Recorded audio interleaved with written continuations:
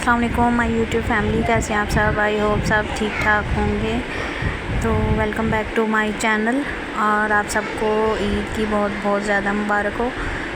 آج عید کا دن ہے اور میں نے سوچا آپ کے لیے عید سے ریلیٹڈ ہی کچھ سٹوری لانی چاہیے، ہے تو چھوٹی سی لیکن آپ کو پسند آئے گی۔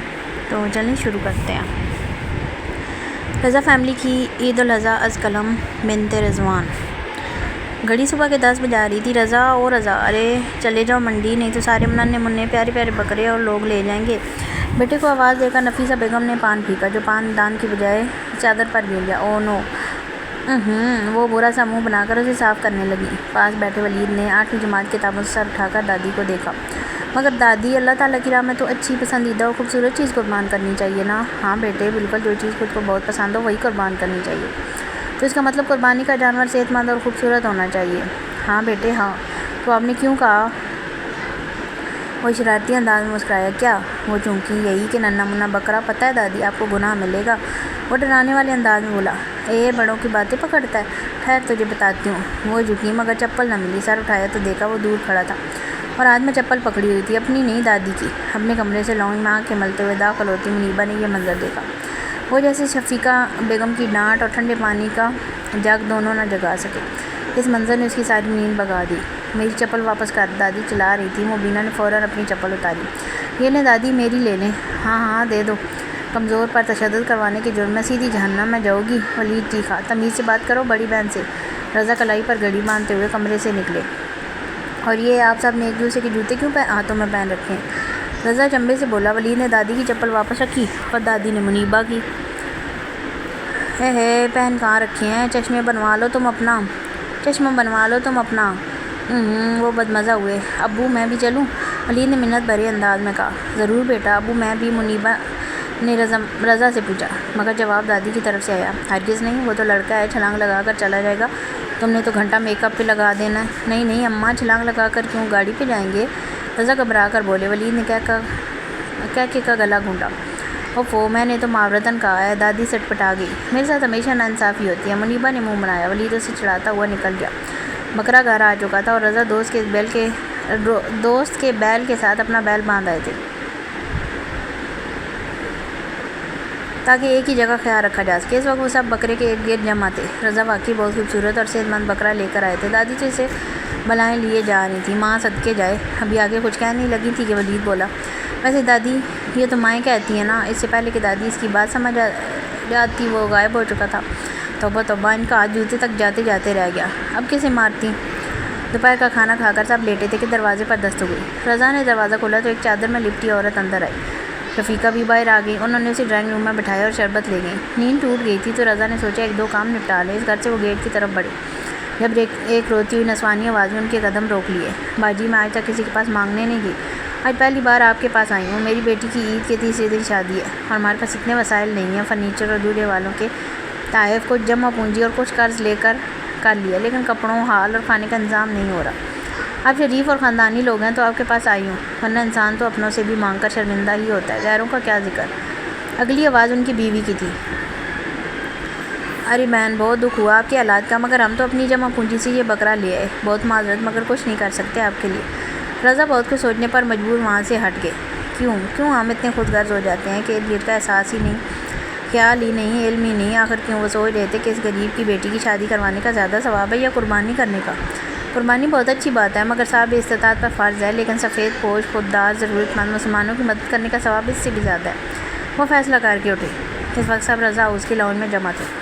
آپ سب سے میری ایک درخواست ہے، آپ سب کے پاس جو بھی جمع ہے وہ لے آئیں، پیسے، قیمتی چیز اور اگر چاہیں تو گولڈ، میرا مطلب ہے جولری۔ میں چاہتا ہوں جو خاتون آ جائیں تھیں ہم ان کی مدد کریں۔ اپنے بکرے کا سارا گوشت ہم ان کی بیٹی کی شادی کے کھانے کے لیے دے دیں گے۔ اب کپڑے اور ہال رہ گیا۔ کپڑوں کے لیے آپ اپنی جمع پونجی دیں اور ہال کا میں بندوبست کرنے کی کوشش کرتا ہوں۔ حدیث کا مفہوم ہے کہ قیامت کے دن اللہ تعالیٰ اگر چاہیں تو سب معاف فرما دیں گے، لیکن حقوق العباد تب تک معاف نہیں ہوں گے جب تک جس کی حق تلفی ہوئی وہ خود معاف نہ کر دے۔ اگر آج ہمارے پاس 1 روپیہ بھی ہے تو ہم اس خاتون کی مدد کریں گے۔ اور اس کے بعد لاؤنج میں چھوٹا سا ڈھیر لگ گیا۔ وہ لوگ ہر وہ چیز لے آئے تھے جو صحیح حالت میں تھی، لیکن اس کا استعمال کم یا نہ ہونے کے برابر تھا۔ قربانی اپنی سب سے قیمتی اور عزیز تر چیز، دل کی آمادگی کے ساتھ خالصاً اللہ کی راہ میں حقدار کو دینے کو کہتے ہیں۔ فرض یہ کہ رضا فیملی نے اس عورت کی مدد کی، اس کی بیٹی کی جہیز کے کپڑے بنا دیے اور عید کے تیسرے دن کے اوپن ایئر ڈنر کا انتظام بھی کیا۔ اب ہر طرف قربانی کے جانوروں کی گہما گہمی تھی۔ منیبا جانتی تھی کل شام تک یہ رونق بالکل ختم ہو جائے گی، لیکن گوشت کی رونق شروع ہو جائے گی۔ وہ مہندی لگوا چکی تھی اور اس وقت لاؤنج میں بیٹھی جب دادی کے سین سے آتی آواز میں توجہ جائی، آرام سے، دھیان سے، کوئی موچ نہ آ جائے۔ منیبا بڑی حیران ہوئی، پیار ایک طرف، مگر اتنا خیال کبھی نہیں کیا تھا دادی نے ولید کا۔ مگر یہ کیا؟ دادی کے پیچھے ولید نہیں بلکہ بکرا تھا۔ غلط فہمی دور ہو گئی۔ دادی ہدایت بکرے کے لیے دے رہی تھی۔ دادی آپ اسے اندر کیوں لا رہی ہیں؟ وہ جانتی تھی ماں کی نفیس طبیعت پر یہ سب گراں گزرے گا۔ ارے موسم بہت آندھی والا ہو رہا ہے، اس لیے کچن سے شفیقہ بیگم نکلی اور ساتھ ہی ان کے منہ سے چیخ نکلی، یہ کیا کیا ہے ولید؟ ماما وہ اوئے میں نے کیا جو کیا، کیا مسئلہ ہے؟ دادی دبنگ انداز میں بولی۔ شفیقہ بڑبڑاتی ہوئی کچن میں چلی گئی۔ کچھ ہی دیر بعد ولید اور منیبا اکٹھے کچن میں داخل ہوئے اور شفیقہ پھٹ پڑی۔ اپنی دادی کو دیکھ کر نام ان کا نفیس ہے اور نفاس ہو تو چھو کر بھی نہیں گزری۔ منیبا پرسوچ انداز میں بولی، ویسے امی نام تو آپ کا بھی شفیقہ ہے، لیکن شفیق برتاؤ تو آپ نے کبھی نہیں کیا۔ اوہ، ولید نے اس کی بیوقوف پر سر پیٹا۔ امی کا نام شفیق نہیں ہے نا، اور شفیق ہوتا تو شاید، لیکن اس کے جملے کی تکمیل سے پہلے ہی اڑتی ہوئی چپل کمر میں لگی۔ آؤٹ! دونوں باہر بھاگے۔ عید کی صبح ہر طرف گہما گہمی تھی۔ نفیسہ بیگم نیا سوٹ پہن کر لاؤنج میں بیٹھی تھی۔ شفیقہ آئیں، السلام علیکم اماں، عید مبارک۔ ارے میری بچی، خیر مبارک، تمہیں بھی مبارک ہو، بہت پیاری لگ رہی ہو۔ ان سب نے قربانی کے بعد کھلے دل سے گوشت حقداروں میں بانٹا۔ اس عورت کے گھر بھی گوشت بھجوایا گیا۔ محلے داروں نے رضا صاحب کی اتنی کوششیں دیکھ کر خود بھی بڑھ کر اس کام میں حصہ لیا۔ آہستہ آہستہ سب کو احساس ہوا کہ وہ نہ جانے کتنے سالوں سے قربانی کے حقیقی معنوں سے انجان تھے۔ ابراہیم علیہ السلام سے اللہ تعالیٰ نے اس دنیا سے بے سب سے زیادہ محبوب چیز کی قربانی مانگی، اسماعیل علیہ السلام کی، یعنی اولاد کی قربانی۔ اگر اللہ مسلمانوں سے کہہ دیتا کہ ہر سال اپنی سب سے زیادہ پیاری اولاد قربان کرو تو پھر بھی تو رو رو کر یہ کام کرنا تھا، تو اب تو آسانی ہے۔ امت محمدیہ کے لیے ہم بے ریا عبادات کیوں نہیں کر سکتے ہیں؟ ہم صرف اللہ کے کیوں نہیں ہو سکتے، جبکہ یہ تو مشکل بھی نہیں ہے۔ رضا فیملی نے آئندہ ہر ضرورت مند کا خود سے خیال کرنے کا وعدہ کیا، اور وہ محسوس کر رہے تھے کہ خلق خدا کی خدمت سے سچی خوشی اور دل کا سکون ملتا ہے۔ ختم شد۔ چھوٹی سی پیاری تھی نا سٹوری۔ اچھا، یہ سٹوری ویسے تو ناولز کافی لمبے لمبے ہوتے ہیں اور یہ بہت چھوٹی سی تھی، مطلب کچھ منٹس ہی ہیں، لیکن شیئر کرنے کا مطلب یہ تھا کہ ہو سکتا ہے اس سٹوری کے ذریعے آپ لوگوں کو بھی موٹیویشن ملے۔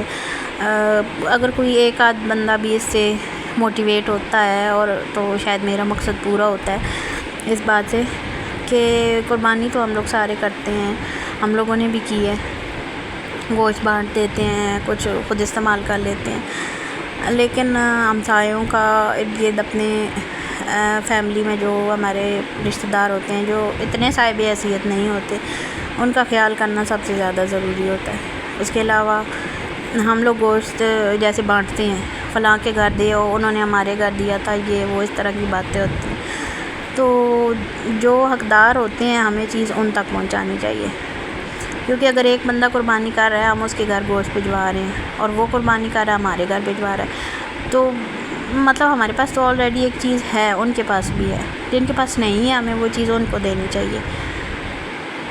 تو بس اتنا سا میسیج تھا جو میں آپ لوگوں کو دینا چاہتی تھی۔ آئی ہوپ سو کہ آپ لوگوں کو میری بات سمجھ آئے گی، اور آپ لوگ بھی کوشش کیجیے گا کہ اس پر عمل کرنے کی کوشش کریں، مجھے خوشی ہوگی۔ اور آپ لوگ بھی بتائیے گا کس کس نے قربانی کی، کس کس شہر سے ہیں آپ لوگ، اور کیسی گزری آپ لوگوں کی۔ تو ابھی دیجیے اجازت، ملیں گے نیکسٹ ویڈیو میں، تب تک کے لیے اللہ حافظ۔